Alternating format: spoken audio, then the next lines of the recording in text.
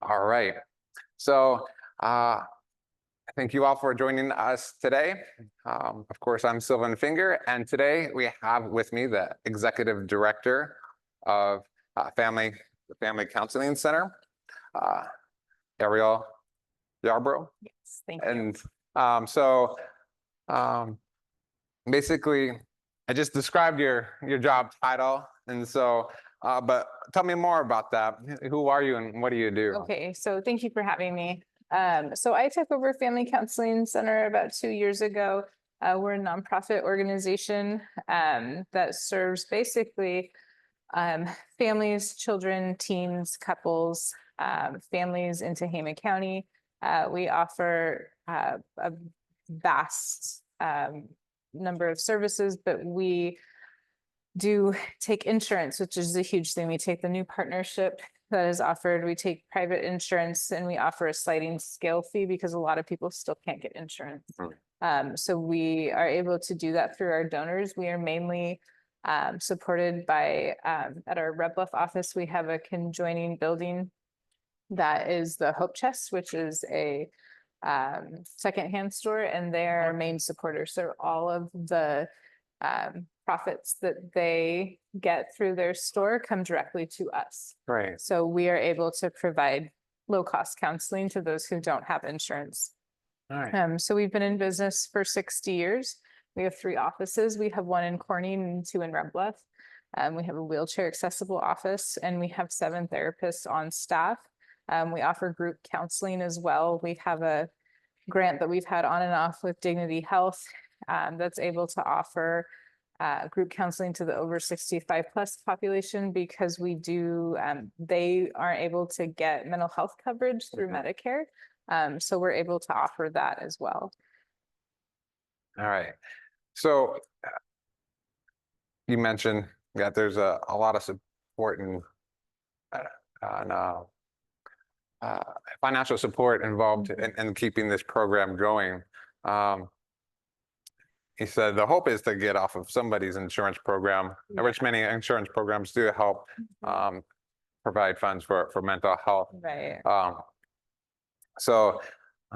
I imagine just anyone who's wanting mental health one way or another can have to figure out a plan to make sure that's made possible. Right. So our mission is to not turn people away based off of the inability to pay for counseling. My understanding is we've never actually done that before. So COVID was a really hard time because we didn't see people in person, and people lost insurance. Funding went down, and so we were able to see people telehealth and still continue our funding. But the process of counseling is pretty easy. We do like a small screening, people call in, we have really great office staff. We have bilingual office staff who are able to just ask you some short questions that are not really personal. Just, why are you seeking counseling? So we can't tell you why you should be seeking counseling. We can just say, hey, what is the main purpose of this? And it can be life in general, because life is really hard right now. People are going through a lot of stuff. Times are tough. And so we go through a screening process.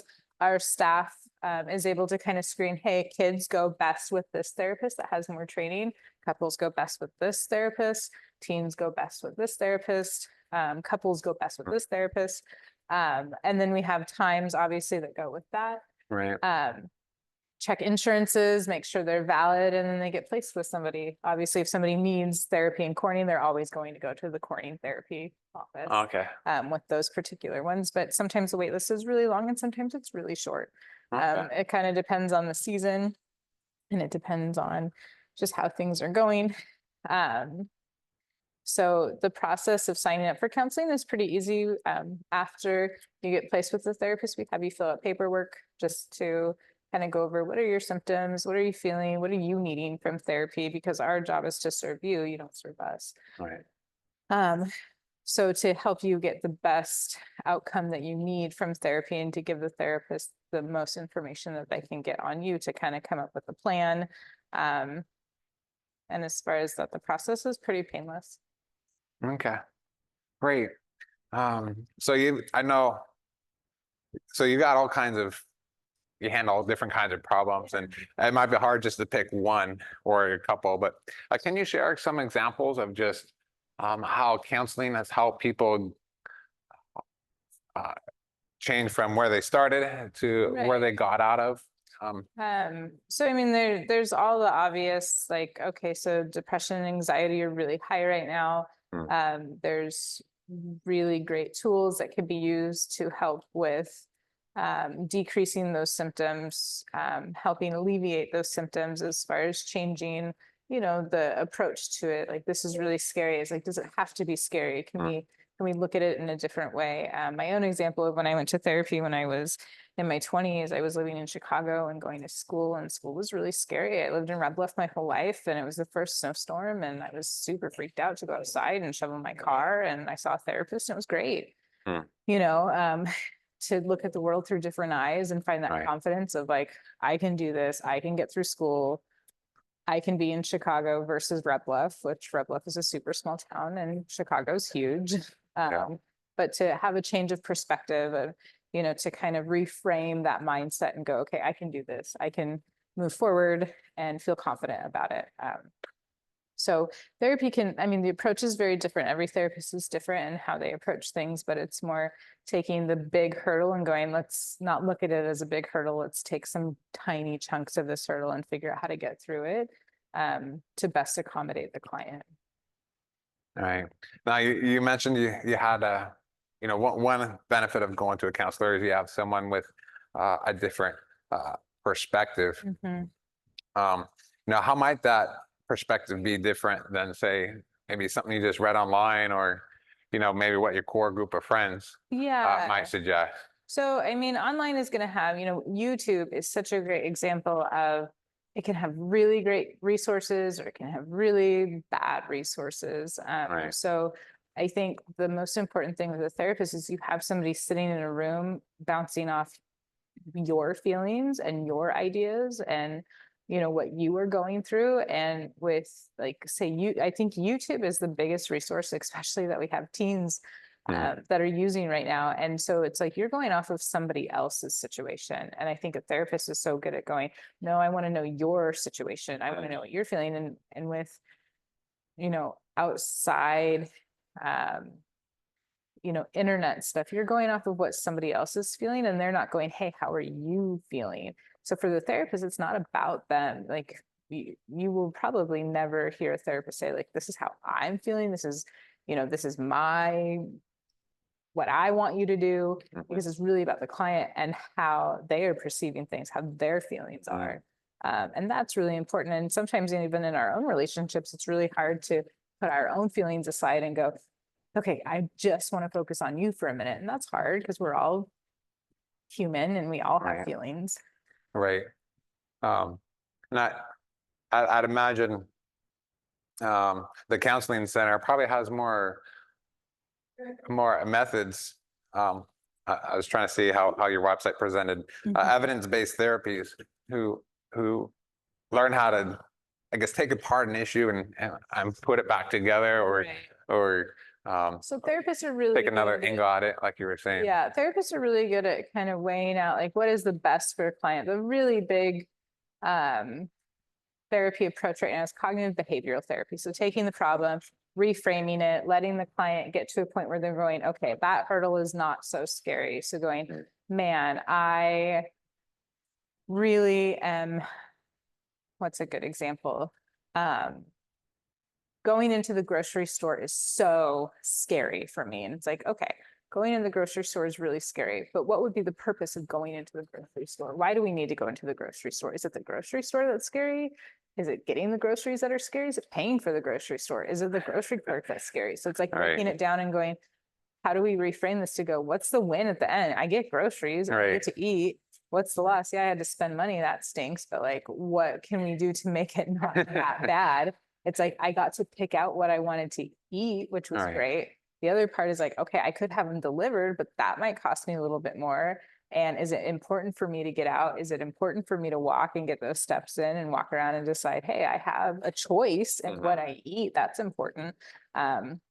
So kind of reframing that and going, okay, and that's a, small example. There are huge things that we go through in our life that we carry, the resentments that we carry, and therapists that use cognitive behavioral therapy, which is a huge leading method right now to go, hey, how do we break this down and go, is it really healthy for me to hold on to?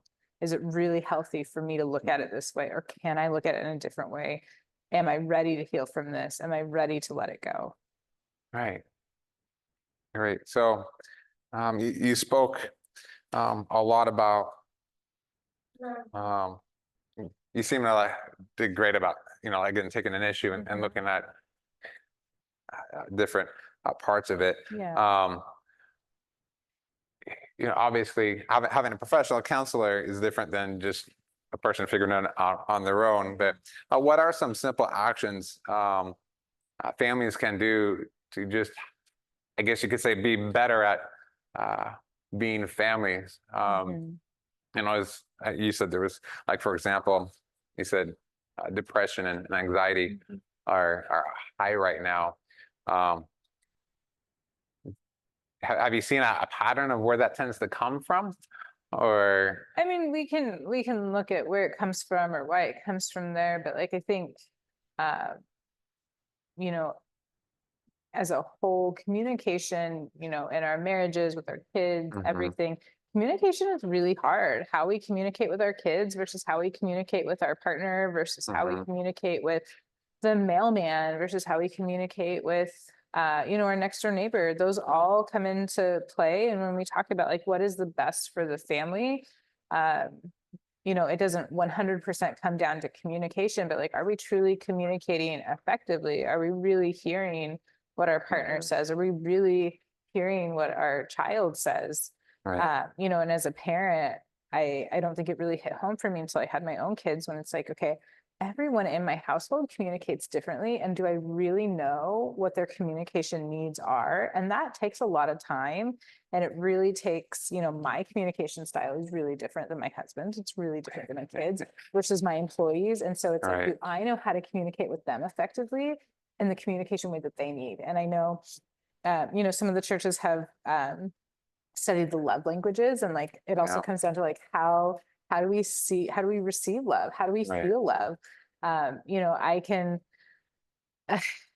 I can cook dinner and I can go, oh my goodness, here is dinner.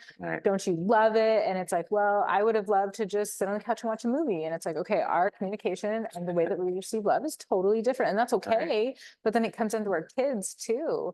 And sometimes they just want to be played with, and that's how they receive love. So it's like, sometimes we have to investigate our own family. And it seems silly to do that with an outsider who's a therapist and go, help me better understand my family. But what comes into a family too is like, okay, we have our parents or our grandparents or aunt and uncle, whoever raised us, who have, these influences on us that kind of indirectly taught us how to have a family. And sometimes that's healthy and sometimes it's not healthy. And we need to decide, am I going to continue this pattern or am I going to change it? Some of it has to be good and some of it has to not be great. So when we're talking about, this, what can we do to, strengthen the family? What can we do to, if we decide not to go to therapy, what can we do to strengthen our family unit? It's like, sit down and talk about what are we doing as a family to communicate better or need to communicate better? And what are we doing that is like, our communication is off, like something is not working. And then that can lead into really good conversations about like, the love languages, and that's always a great book, and kind of by Gary, if I remember right.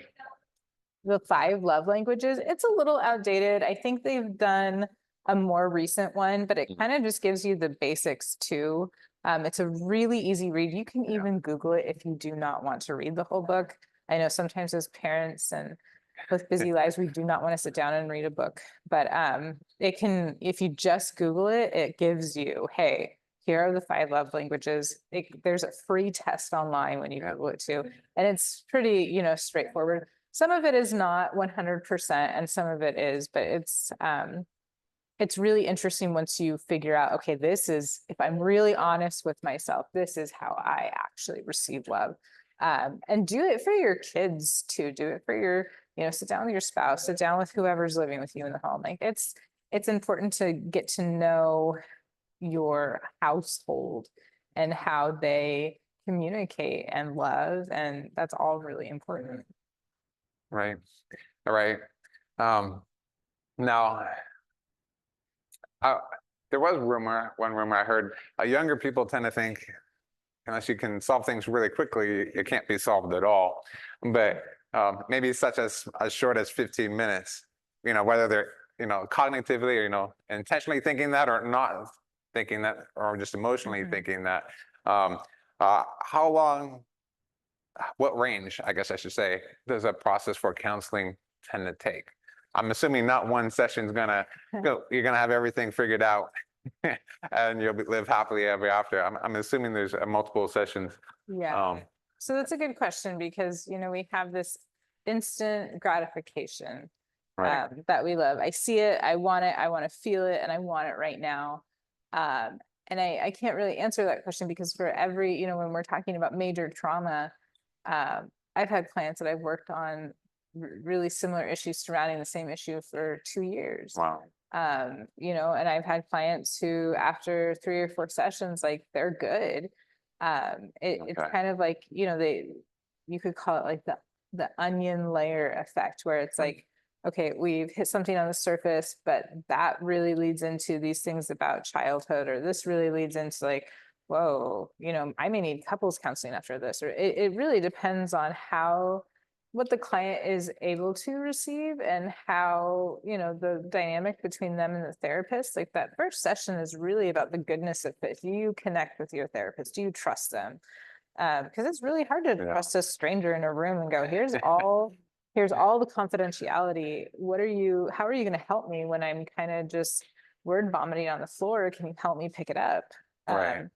So it's really different. And, a lot of therapists practice client-led therapy where the client gives really good indications when they're done. And for me and my clients, it's usually a good 2 or 3 sessions. If we're not talking about anything of really significance and we are just laughing or talking about, latest grandkids, or hey, school's going really great, or things, it's like, hey, this is a good sign. This is a really good indication that we might be done, or we may need to be taking a break. Because, therapists and clients, they are not friends. They are support to each other, but sometimes it's really hard to break that therapeutic relationship because a client will trust the therapist so much and go, this is hard for me to be done. But therapists will, prepare their clients for, I'm here, but hey, we are done working on this huge thing. You should feel really accomplished. And then it's time, for us to move forward, and that's okay. Certainly. Yeah. Certainly. I guess family, do you have other questions you want to follow up with? You said you got 2 offices? Yeah. No, we have 3. So we have 2 in Red Bluff and we have 1 in Corning. Oh. Yes. Family counseling? Family Counseling Center. I don't have contact information, but she. Cognitive behavioral therapy, and that's a good question because I know when we covered it earlier, it's just a really popular therapy right now. There's every, like, I don't know, let's say 5 or 6 years, there's always like a new, the latest and greatest. But cognitive behavioral therapy has been around for a while.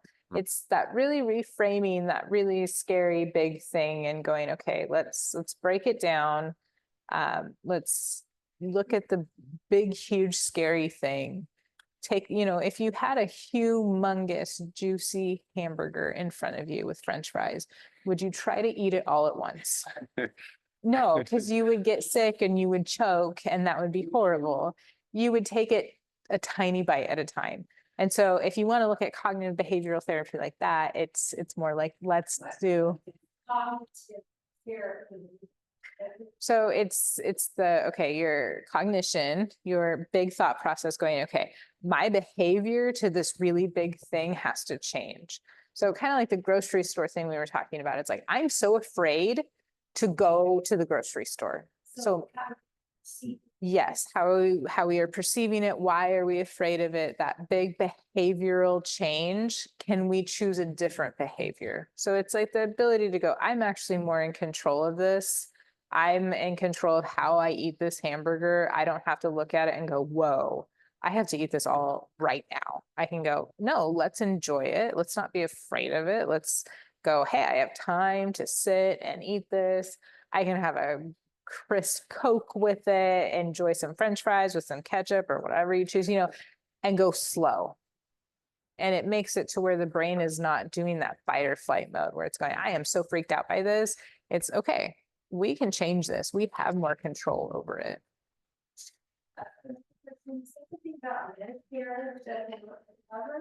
So for the most part, Medicare for those over the age of 65. So we're not talking about like disability. Medicare most of the time does not cover mental health services. So one-on-one counseling with a therapist, they cover social work. So if somebody needs to come into their home or if they're in the hospital or something like that, but with a marriage family therapist, they do not cover. And that's why we have had grants that cover those with Medicare, or group counseling for those with Medicare. Because Medicare, once you are over the age of 65, the shut-in rate goes up, the lack of involvement goes up, my friend group goes down. I don't do a lot of things. And so group counseling is important because it also gives them connections with other people to be able to share those thoughts and feelings and have others the same age that are going, man, I am having such a hard time doing all the things I used to be able to do. So that's why we offer the group instead of the individual. So then they can also, on top of that, build connections. Oh, yeah. Sure. My dad was married, and I was thinking that week, I wanted to ask my dad. That, instead my stepmom would answer for And that's a really common thing in couples counseling too. And so, listening to what you're saying about your dad, some really good things that we can practice at home is like, hey, I hear you with our kids, mom, the cat did this outside. And it's like, whoa, I hear what you're saying because they want to be acknowledged so bad. And so what you were witnessing too is like, hey, I am watching my dad. I'm wanting this thing to happen. I'm wanting acknowledgement to happen and it's not happening. And like, that's a lot to even recognize as a child too.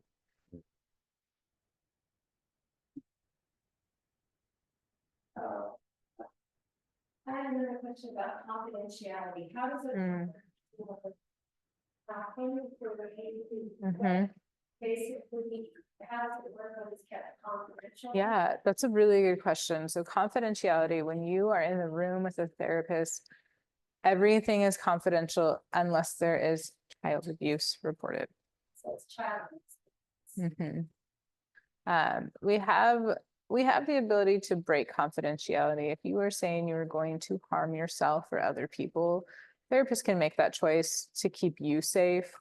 But if you say, man, I'm going to go home, I'm going to take all the money out of my account and I'm going to burn it, we would go, that's probably not the best idea. But if that's what you want to do, you can do that. So confidentiality is really important. That's why, we were talking about that first session where they call it the goodness of fit. It's really important that you feel like you can trust your therapist and talk about confidentiality and go, man, I am, dealing with some really deep stuff. And so when we talk about child abuse in our childhood too, over the age of 18, like that doesn't need to be reported, but it's still hard to be able to sit with that person and talk about it openly because it's a lot of heavy stuff. Did that answer your question? Yeah.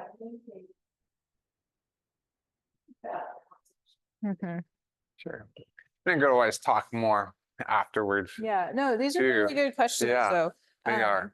And so, one of these last questions is like, why Family Counseling Center? And we're not in competition with anybody. Tehama County as a whole we do not have enough mental health resources. We do not have enough therapists. So when you're thinking about going to counseling, any therapist that you can get into that you feel comfortable with, we will refer out if we are full. People will refer to us if they are full. Like, we are all on the same team. If you are finding one agency cannot take your insurance, but the other can, like, we will fight for you to make sure that you get into an agency. Because sometimes, like, it's always the beginning of school when new transitions happen. Like, it's really hard sometimes to find a therapist because they get so full, or during Christmas and the holidays, and stuff with family comes up, and that's really hard. Sometimes we get really full then. Right.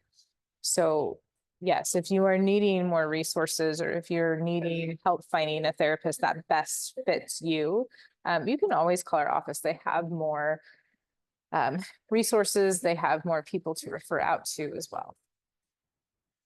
Definitely. Oh, great. Well, Ariel, again, thank you for Thank you. joining me and the family for sharing the services you offer for not only Red Bluff, but also Corning. And I hope whoever is listening later, whether they're looking specifically information from you, or just, again, learning how to do family better, they can take these nuggets of information and move forward with all that. As one of the verses, our scriptures say in Proverbs 22:6 says, train up a child in the way he should go, and even when he is old, he will not depart from it. And I just like that verse because, as what was shared here, there are some things I experienced as a child, and I just can't forget it. And we all have good and bad experiences, and hopefully there's more positive, and nobody's perfect, but we can all make the most of what we have now. Yeah. And so, and that's what you guys are doing, helping people move beyond the roadblocks that they're all facing, and whether they're very extreme or very simple, which Thank is you. great. So again, thank you for joining us today, and we'll continue another class session on another topic next week. Thank you.